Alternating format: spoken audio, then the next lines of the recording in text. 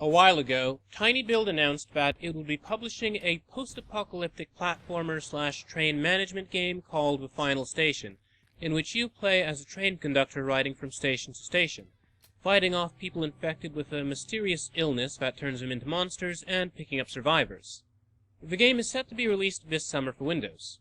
I got to play an early version of The Final Station's first chapter. These are my first thoughts. To start with, even though The Final Station is in a very unfinished state, the story shows a lot of promise. Scattered throughout rooms are notes, instant messaging windows left open, and other readable bits of information that provide backstory on the world, as well as the experiences of the characters. Much of the gameplay in the build that I went through was composed of sneaking around through abandoned buildings, fighting the infected, scavenging for supplies, and finding survivors. At each stop, I needed to find a code in order to set the train in motion again. This code seems to be a sort of security measure. What I could discern, based on the bits of story that were present, is that this train is very valuable. Not quite Snowpiercer level importance, but definitely up there. Along the way to obtain the code, you'll do your combat and scavenging. This aspect of the game feels pretty decent. It's not particularly complex, but it does call for a surprising amount of strategy. Will you melee your way out of situation and risk moving too slowly and getting injured, or will you use your incredibly limited ammo, but risk not having enough in a more dire situation? Being observant is a real virtue in The Last Station. You can pick up crates and chairs and use them as single-shot, one-use weapons. There are only so many crates to smash, so smash them well.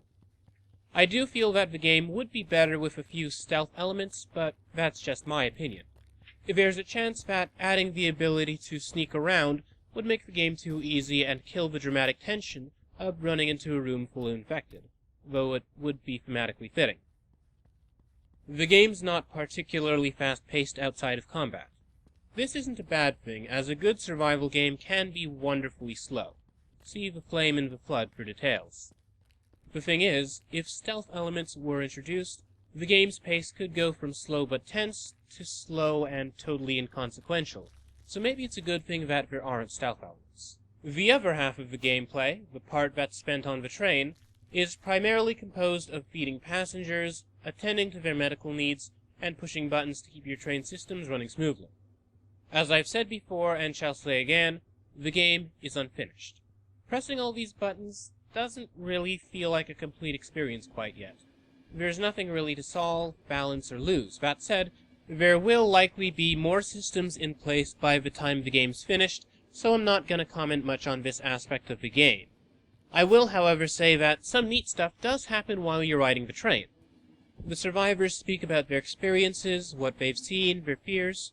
I was pretty impressed by the little bits of dialogue I got thus far, though the developer says that it's just placeholder at the moment.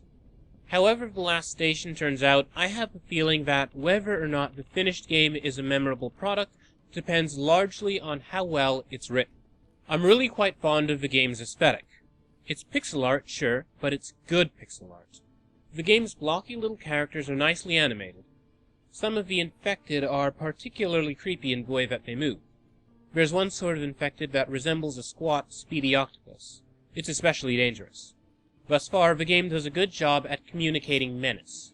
Besides the look of the characters, however, the world looks especially good while you're traveling by train.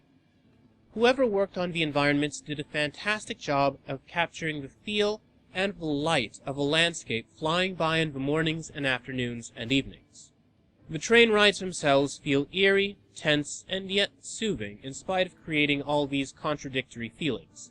They come together into a satisfactory, coherent whole. Overall, I'm looking forward to seeing where The Last Station winds up going. It's a dark game with a real sense of foreboding, but I feel that there's some light at the end of the tunnel. What do you think? Does The Final Station sound like your sort of game?